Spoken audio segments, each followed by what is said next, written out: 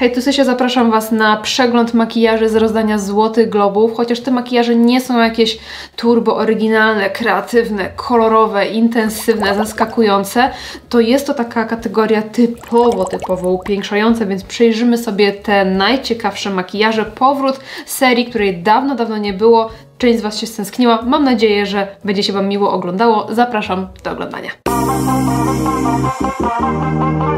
Tutaj te makijaże są zdecydowanie subtelne, więc jeżeli chcemy je w jakikolwiek sposób omówić, to musimy zwracać uwagę na detale. I na początek Margot Robbie w monokolorystycznym, bardzo prostym makijażu. Zwróćcie uwagę na to, że sukienka ma taki dosyć intensywnie różowy odcień i również różowy odcień pojawił się na ustach i na oku. Nie jest on taki intensywny jak mój dzisiejszy. Mój dzisiejszy to w ogóle nie jest red carpet make-up dzisiaj. Musiałam sobie po prostu poszaleć. Natomiast tutaj mamy bardzo subtelne oko, zero sztucznych rzęs, jest taka naturalność w tym makijażu, taka typowo komplementująca urodę, ale warto zwrócić właśnie na te tonacje, które pięknie się ze sobą łączą. I Dua Lipa również ma makijaż, który delikatnie idzie w kierunku monokolorystycznego.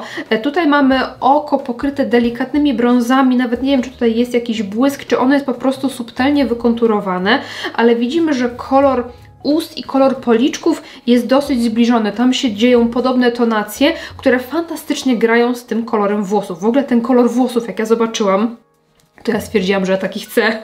Jest po prostu przepiękny, taki czerwono-kasztanowy. Ojeju, no po prostu piękny. Nie o urodzie i nie o wyglądzie, tylko o makijażu miałam mówić. W każdym razie tutaj również widzimy, że ten make-up jest nieprzerysowany, że cera wygląda dosyć lekko. Nie mamy ani intensywnego konturowania, ani przerysowanych brwi, ani sztucznych rzęs, więc takie looki właśnie najczęściej pojawiają się na tego typu wydarzeniach. Ale nie zawsze, bo na przykład ten makijaż widzimy już jako znacznie bardziej intensywny. Konturowanie jest ostrzejsze, widzimy większe kontrasty na twarzy.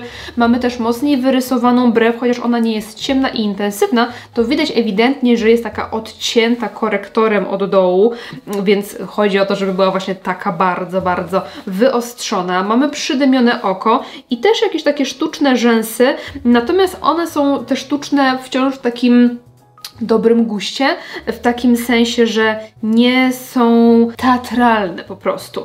To, co bardzo mi się podoba w tym makijażu, to również zastosowanie kolorystyki, bo mamy tutaj kolor ust dopasowany mniej więcej do kreacji, jak i również nawiązujący subtelnie odcień na powiekach, bo tam też widzimy, że jest jakaś taka nutka fioletu, więc to się wszystko całkiem fajnie komponuje. No ten makijaż ust jest turbo modny, czyli taki widoczny gradient, jeszcze błyszczący, więc fantastyczny. Tutaj zachęcam do tego, żeby zastosować u siebie taki makijaż ust. Zobaczcie makijaż Jennifer Lawrence. Tutaj znowuż mega subtelność, wręcz taki efekt make-up, no make-up. No dobra, może trochę przesadziłam, bo widzimy, że mamy zagęszczoną linię rzęs, że jest delikatnie wykonturowane oko brązami, coś subtelnego na ustach dodającego kolorku, ale tutaj nie ma skrajności w żadnym kierunku. Zwróćcie uwagę na cerę tą, jak i poprzednie, że one się tak mocno nie błyszczą. Te wykończenie na cerze jest takie pośrodku, takie satynowe, nawilżone, ale nie błyszczące, ale też nie całkowicie matowe. I tutaj mówię Wam o tym dlatego, żebyście zwracali uwagę również na kolejne makijaże, bo ewidentnie widać tendencję, że idziemy w kierunku bardziej matowej cery. Może nie takiej całkowicie płaskiej i matowej, ale jednak ten taki bardzo mokry glow, on już tutaj się prawie że nie pojawiał, a jak się pojawiał, to po prostu w znacznie mniejszym stopniu. Zwróćcie na to uwagę. Więc przechodzimy sobie dalej. Chciałabym omówić również stylizację, makijaż Billie Eilish. Dla mnie najciekawszy look z całego wydarzenia, no bo jest taki trochę punkowy, mamy taką punkową fryzurę, mamy takie małe okularki, taką szkolną stylizację z koszulą, z takim ala krawatem, więc fajnie to wygląda, szczególnie z takimi puszystymi brwiami, jakimi ma Billie. No i bardzo fajny makijaż ust, bardzo w trendzie, czyli znowuż mamy widoczną konturówkę, mamy błyszczyk i kontrast między kolorem konturu i środkiem ust, taki widoczny. To jest bardzo w trendzie już od kilku sezonów, ale my dopiero tak się oswajamy z tymi trendami po pewnym czasie. No tutaj widzimy, że ten kolor jest. Ale żeby wszystko ładnie grało, żeby to był jednak wciąż upiększający nocy makijaż, widzimy, że środek ust bardzo podobnie kolorystycznie wypada do policzków, więc znowuż mamy ten element łączenia podtonów. Następnie Greta Lee i tu jest taki typowo hollywoodzki, upiększający, subtelny makijaż. Zwróćcie uwagę, że oko wydaje się praktycznie niepomalowane. Widzimy tutaj jedynie podkreślone mocniej rzęsy. Mi się wydaje, że są tutaj jakieś kępeczki albo jakiś subtelny paseczek rzęs, natomiast nie widzimy tutaj na powiece nieruchomej żadnego błysku, żadnego cienia. Brwi są bardzo naturalnie wyglądające, w ogóle cera jest przepiękna, właśnie taka naturalna, przez którą przebijają subtelne piegi, jest subtelnie nawilżony policzek. Tutaj to wykończenie na cerze jest troszeczkę bardziej nawilżające, ale uważam, że absolutnie pięknie komplementujący urodę, tą taką elegancką, kobiecą fryzurę, subtelny kolor na ustach, który tylko delikatnie ma ożywić ten makijaż, no i to wygląda po prostu absolutnie przepięknie. I absolutnie nie trzeba nic więcej, żeby na czerwonym dywanie wyglądać dobrze. Szkoda, że na polskich ściankach tak makijaże nie wyglądają, aczkolwiek zwróćcie uwagę, że na polskich ściankach zawsze to oświetlenie jest obrzydliwe, że te makijaże nigdy nie wyglądają ładnie, bo po prostu walone jest tymi fleszami po oczach i te gwiazdy wyglądają po prostu dziwnie i te makijaże nie, a tutaj zobaczcie, to oświetlenie jest takie dobre, takie jakby po prostu, no to jest oświetlone, to nie jest tak, że tam przychodzą fotoreporterzy i walą fleszami po oczach, tylko to jest wszystko dobrze oświetlone, żeby te gwiazdy wyglądały po prostu dobrze i te ich makijaże i stylizacje i wszystko, więc no uczmy się. Podobnie u Emmy Stone, ja tutaj widzę tylko rzęsy, ale one są tak pięknie zrobione. Zwróćcie uwagę na te wszystkie hollywoodzkie rzęsy, że to nie są takie wachlarze, które wyglądają jakby były przyklejonymi po prostu jakimiś takimi packami na muchy kwadratowymi, tylko to tak pięknie harmonizuje z kształtem oka, z naturalnymi rzęsami, że no niemalże nie da się rozpoznać, czy to są faktycznie jakieś kępki, czy to są naturalne rzęsy. No to wygląda obłędnie i tylko powinniśmy się uczyć takiej aplikacji rzęs. Tutaj piękna, taka subtelna, jasna porcelanowa cera, bez nadmiaru konturowania, bez brązera, ocieplania, jakichś takich rzeczy. Widzimy tylko tak troszeczkę takie muchnięcie różu i subtelny, taki pudrowy róż na ustach. Przepiękny makijaż. Moim zdaniem uroda jest podkreślona idealnie, ale absolutnie nie jest zamaskowana. Ten makijaż jest piękny, bo mamy tą różową kreację i widzimy, że ten różek tak na tej twarzy gdzieś tam też się pojawił, ale nie w takiej intensywnej wersji jak na kreacji, tylko on jest taki troszeczkę przytłumiony. Widzimy znowuż usta z takim subtelnym ombre, konturówka jest troszeczkę ciemniejsza niż środek, ale to nie jest takie ombre z taką widoczną konturówką, tylko takie bardziej, wiecie, roztarte, ale ten taki pudrowy róż tutaj na ustach się pojawił, troszeczkę na policzkach, no i wydaje mi się, że też troszeczkę na oku, że jednak jest ten jaśniutki brąz, ale on jest tak jakby delikatnie właśnie taki wpadający w różek, jakby on też gdzieś tam się rozcierał. No subtelna kreseczka, linia wodna, pięknie to wygląda, bo znowuż to wszystko ze sobą pięknie gra. A Hunter Shafter jest idealnym przykładem na to, że makijaż nawet nie musi mieć specjalnie mocno podkreślonych rzęs, bo nawet nie jestem pewna, czy tutaj są te rzęsy wytuszowane. Ciężko tak stwierdzić, bo może po prostu są jakoś bardzo delikatnie, ale widzimy tutaj taką bardzo minimalną kreseczkę na linii rzęs, troszeczkę wykonturowane oko, rozjaśniony wewnętrzny kącik. Być może przy tym makijażu rzęsy sprawiłyby, że stracilibyśmy właśnie ten taki migdałkowaty kształt oka. Być może właśnie w tym celu rzęsy nie były jakoś mocno wytuszowane. Mamy znowuż subtelny róż na ustach i na policzkach i zwróćcie uwagę, że cera jest raczej matowa, więc mamy taki wręcz troszeczkę taki efekt jakby taki alien, ale taki, wiecie, elegancki. Jakby szedł na galę.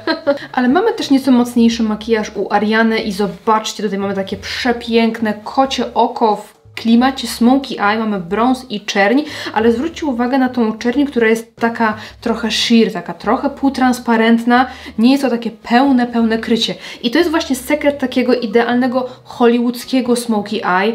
Chodzi o to, żeby oko było okalane czernią, ale ta czerń nie musi być taka czarna, że wiecie, robimy czarną bazę, gruntujemy jeszcze czernią i to ma być takie płaskie, żeby makijaż w stylu smoky eye był trochę bardziej trójwymiarowy, trochę bardziej stapiające się z naszą urodą, z naszą cerą. Fajnie, żeby ta cherry właśnie była gdzieniegdzie taka troszkę półtransparentna. I właśnie tutaj mamy ten efekt, że to jest takie grungy, że to jest takie brudne, to jest takie jakby poszła spać w tym makijażu trochę, ale jednocześnie jest estetyka na maksymalnym poziomie, także fenomenalny look. Piękny makijaż Hanna. Tutaj mamy makijaż kobiety dojrzałej i zwróćcie uwagę na dosyć intensywne rzęsy i te rzęsy tutaj zwracają nam fajnie uwagę, bo przy tej czerni przy oku te tęczówki wydają się takie piękne, takie jasne i zielone.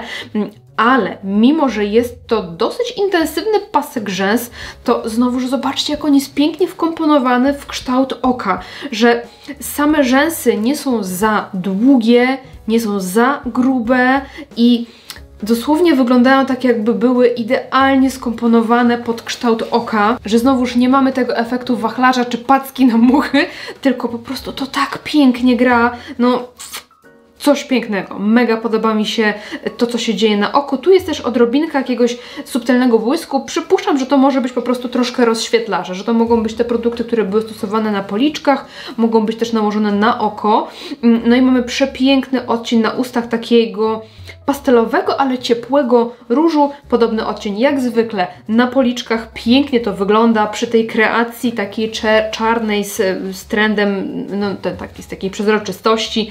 Wygląda to z tą fryzurą jeszcze przepięknie. Ładnie wyczesane brwi, bez przerysowania, piękna cera.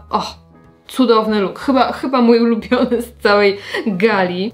Mamy również makijaż Jennifer Lopez i dla mnie to już jest trochę przerysowane. Natomiast musimy pamiętać, że to jest po prostu styl Jennifer, więc czasami, wiecie, musimy patrzeć na to, na jaką galę się wybieramy, gdzie jesteśmy, ale też no, na jakiś taki indywidualny styl, tak jak na przykład Billie Eilish też miała coś takiego w swoim stylu.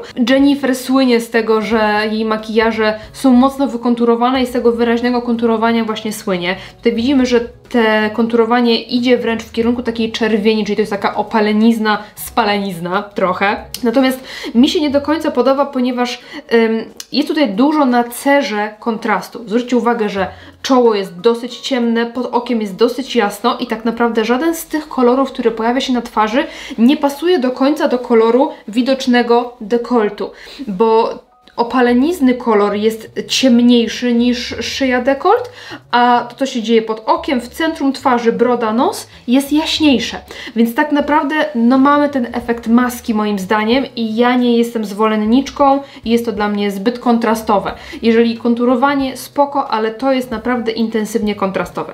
To, co mi się natomiast podoba, to makijaż oka, ponieważ mamy tutaj takie delikatne, miedziane smoky eye, ale właśnie w takim fajnym, błyszczącym wykończeniu. To jest w ogóle bardzo niedoceniony rodzaj makijażu, czyli przyciemnianie oka metalicznymi kolorami. Uważam, że to wygląda bardzo, jak to się mówi, flattering, bardzo komplementuje nasze spojrzenie, tak rozświetla, ale przyciemnia jednocześnie i to jest naprawdę fenomenalny makijaż, który polecam Wam spróbować, żeby nałożyć te metaliczne cienie, takie ciemniejsze, też na dolną powiekę, tutaj w zewnętrznym kąciku i żeby w ogóle pracować sobie tymi metalikami, bo to może naprawdę fajnie wyglądać. Tutaj to oko uważam, że jest naprawdę fantastyczne, natomiast nie podoba mi się makijaż cery, który po prostu jest ciężki i bardzo mocno kontrastowy.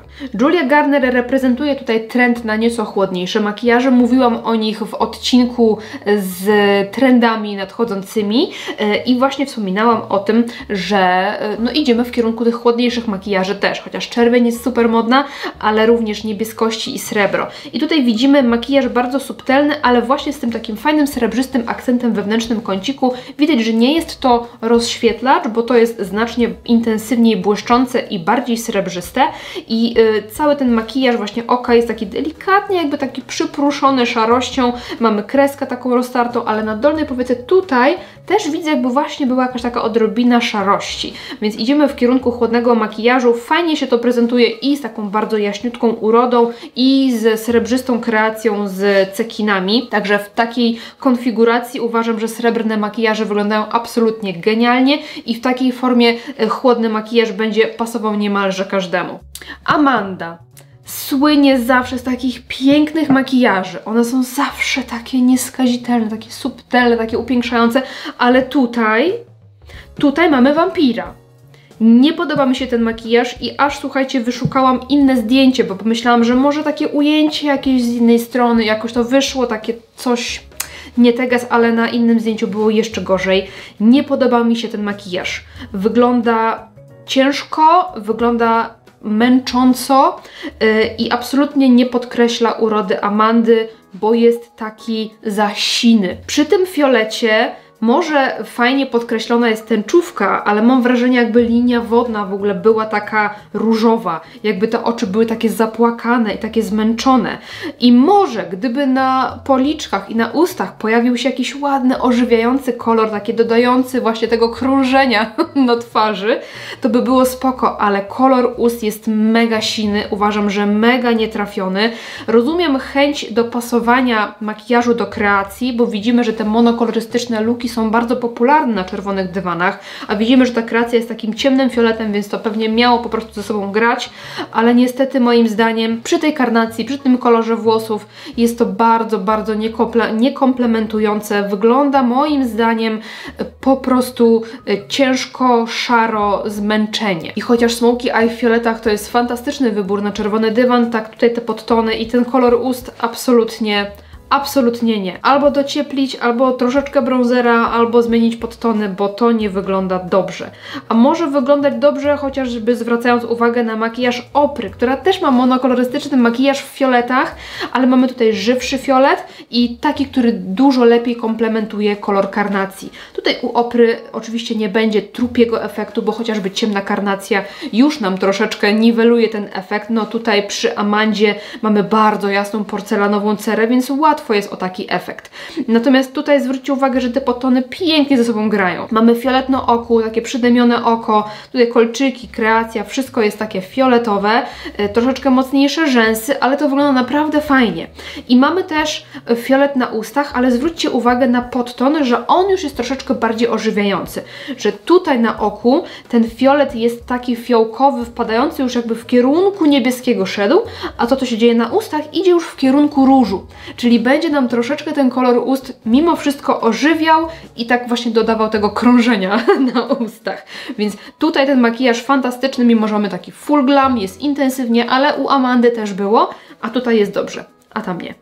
Bardzo podoba mi się makijaż Elizabeth Olsen, chociaż na innym zdjęciu wyglądała troszeczkę na taką właśnie zmęczoną, bo taki metaliczny kolor na oczach, on wpada w taki róż, troszkę brzoskwiniowy, troszkę koralowy i właśnie na ustach mamy taką czerwień idącą w koral. I to połączenie jest takie troszeczkę niebezpieczne, bo może nam dawać efekt takiej zmęczonej, jakiejś chorej twarzy.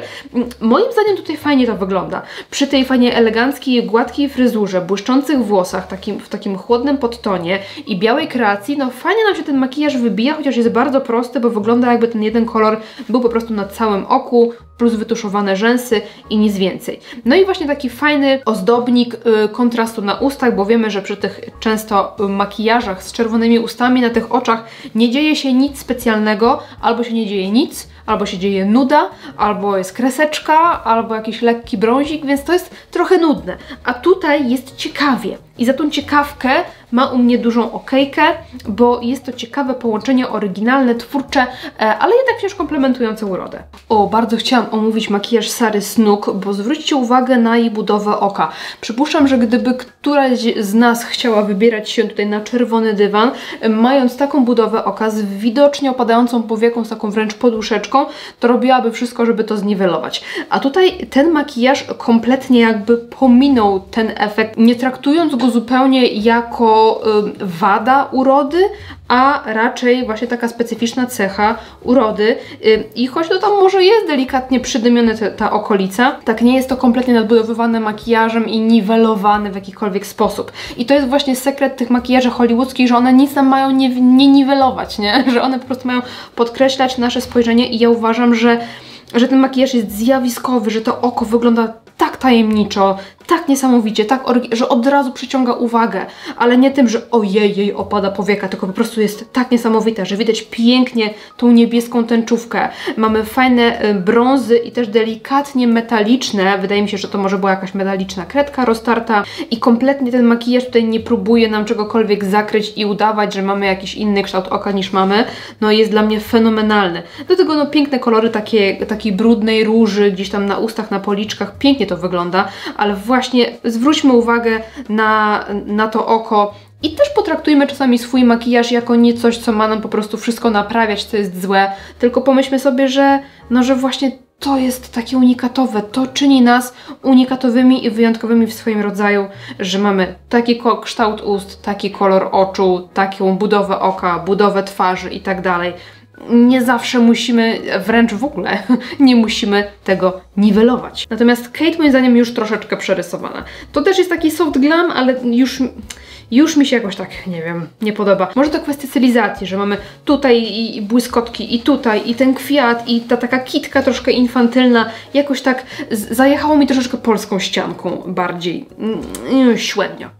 Znaczy wiecie, no makijaż jest, wiecie, perfekcyjny, tak? Ale jakoś tak w całokształcie średnio mi się podoba. O! Julia!